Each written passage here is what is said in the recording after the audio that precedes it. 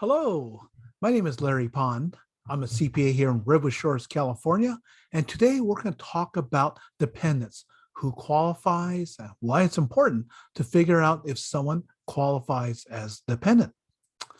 So first of all, a little bit about me. I'm a CPA, a personal financial specialist, a certified financial planner, enrolled agent, United States Tax Court practitioner, and accredited estate planner here in Redwood Shores, California. This is my 36th tax season. I've been in practice since 1986, and I really enjoy talking about taxes. So let's get started, and thank you for joining us today. So why is it important to determine if someone's a dependent or not? So we'll talk about the why it's important to figure out someone else is a dependent, who qualifies as a dependent, and we're going to go over some examples of some special cases. So why claim someone as a dependent? Well, those tax laws are constantly changing. So before 2018, when you claim someone as a dependent, you got what's called an exemption, and that reduced your taxable income. It reduced your taxes. So 2017 was the last year that we had exemptions for dependents. It was $4,050 per person you claim as a dependent. So that could be a lot if you have a lot of kids. Well, that got changed as a result of the Tax Cut and Jobs Act that was enacted in 2017 and took into effect in 2018. So this is the law we have now. So there are no more exemptions, but they've been replaced by a higher standard deductions and basically been doubled. An increased child tax credit. It was $1,000. Now it's $2,000. And for 2021, it's been enhanced. $3,600 for children under age 6 and $3,000 for children between age 6 and 17. And if your income's too high, you lose the enhancements, but you still get the $2,000 child tax credit. And when your income's really high, then you lose that credit also. Also, instead of just claiming children, you can claim other people's dependents. So you get a credit for other dependents, and that's worth $500 a person. That could be your boyfriend, your girlfriend, your children over age 19, if they're not a student. But more importantly, it could be your parents. Your parents could be a dependent of yours. And why is that important? We'll talk about that in just a second here.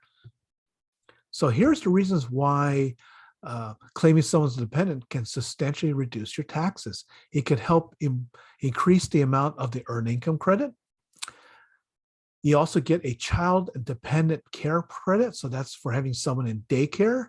If they're your dependent, you get to claim the child dependent care credit. For 2021, that's been enhanced. So it's a pretty substantial credit. It could be as high as $8,000 for 2 or more children. Now, dependent doesn't have to be a child. Just learn from a fellow CPA. Sadly, his father-in-law needs to take care of his wife. She's got early Alzheimer. And so he has to put her into like adult daycare or have people come in and help. And so that qualifies for the credit. So it's not just children, but it could be a spouse, or it could be your parents. Medical expenses. So you get to claim medical expenses of your dependents. So if someone's not your dependent, you can't claim those medical expenses. And by deducting medical expenses, that can reduce your income taxes. Adoption credit. If you adopt a child, you get a tax credit for that, and that child will be your dependent. If you have children in college, there's the American Opportunity Credit. That's worth up to $2,500. If they've gone for more than 4 years of college, claiming the American Opportunity Credit, we have the Lifetime Learning Credit. That could be for grad school or just continuing education. A dependent investment income. So you can include your dependent's investment income on your tax return. Watch out for the kiddie tax, but they could be on your tax return.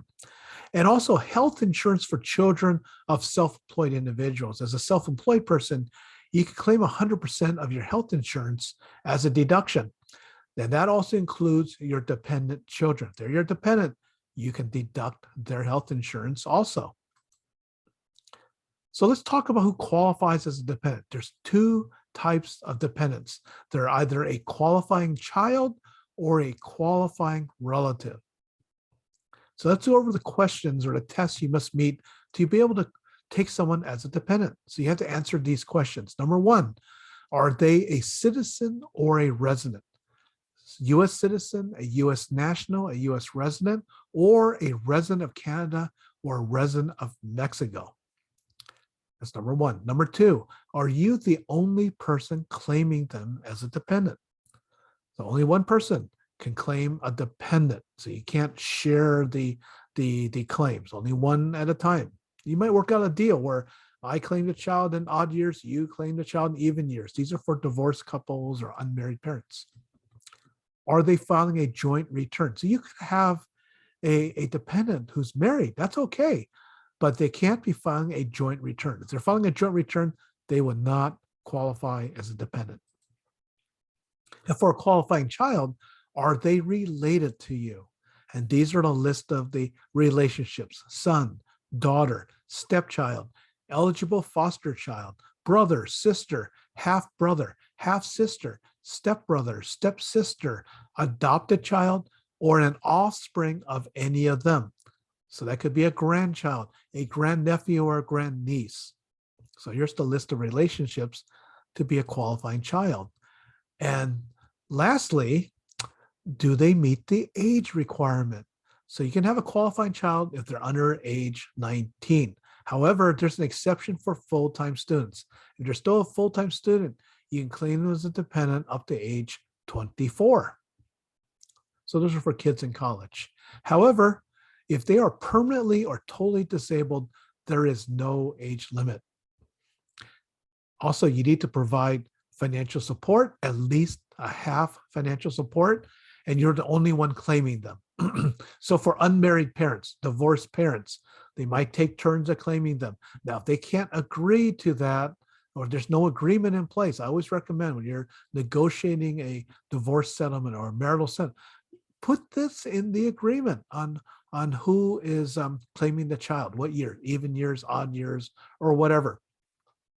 Because you will certainly run into trouble with the IRS if both of you claim the child, and they usually give it to the one who files first. So we want to avoid that. But then the IRS has what's called tiebreaker rules. In which home did the child live in longer, the mother or the father or whoever, right? So we got to watch out for that when you have people who are arguing about who gets to claim the child's independent.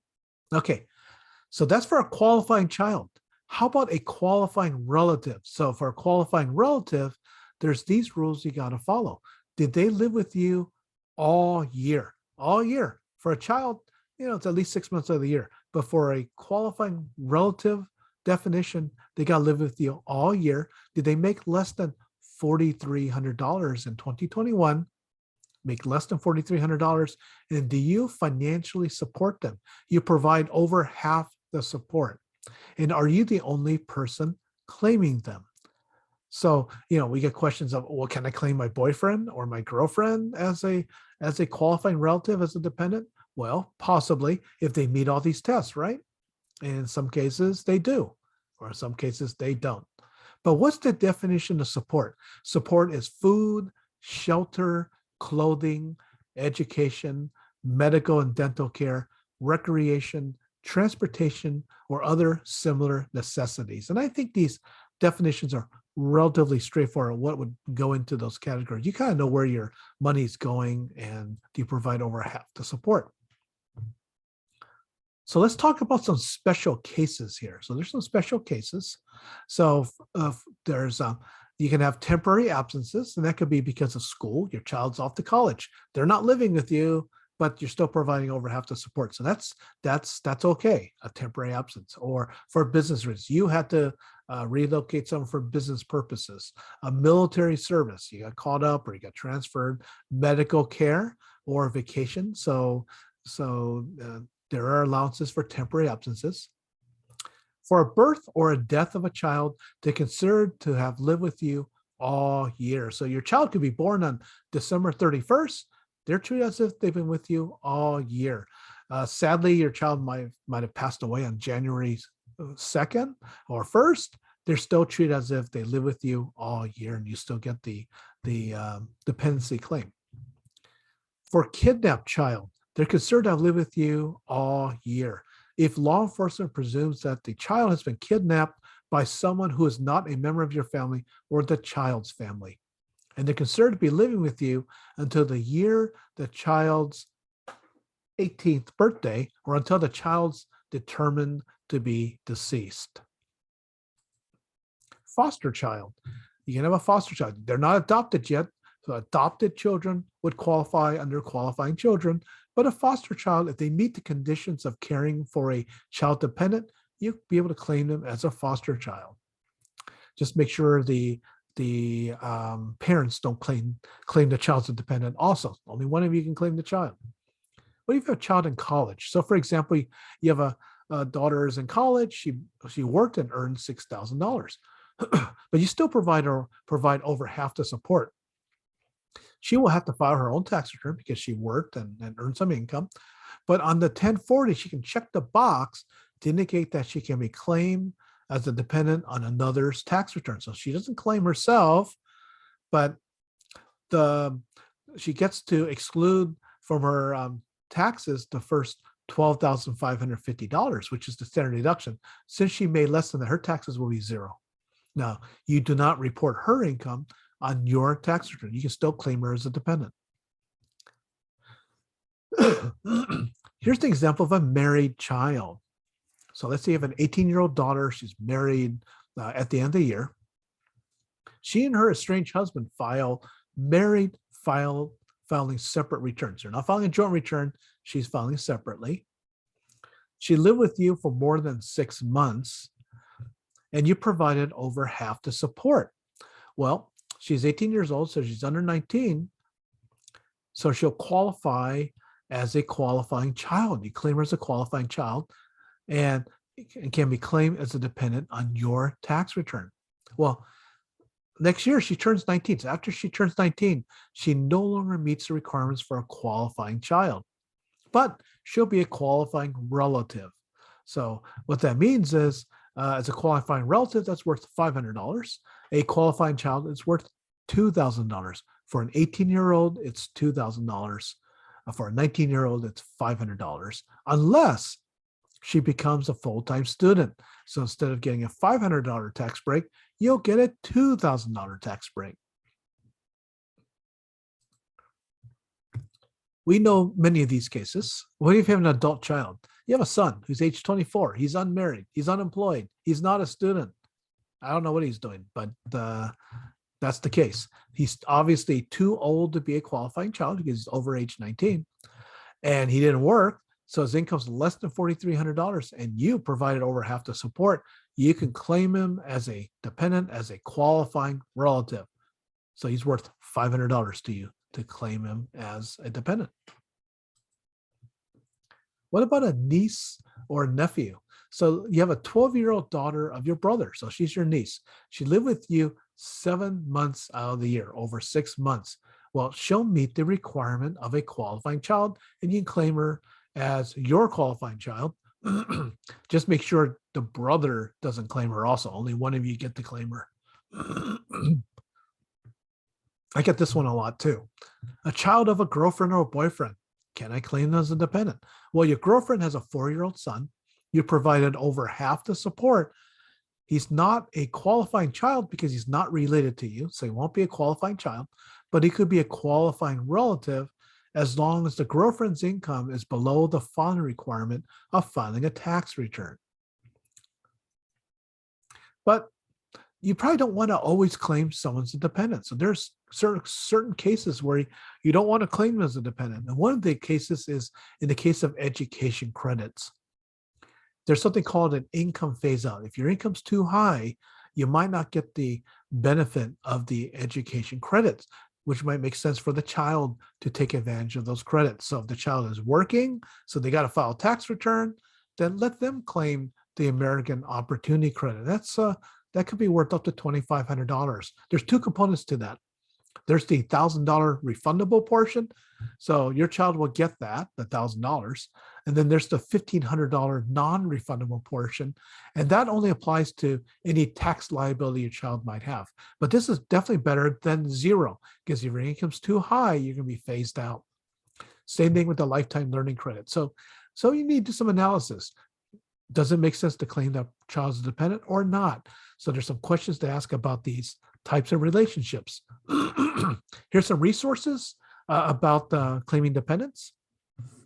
First of all, it's section 152 of the tax code, and you can look at the regulations, which give some pretty good examples.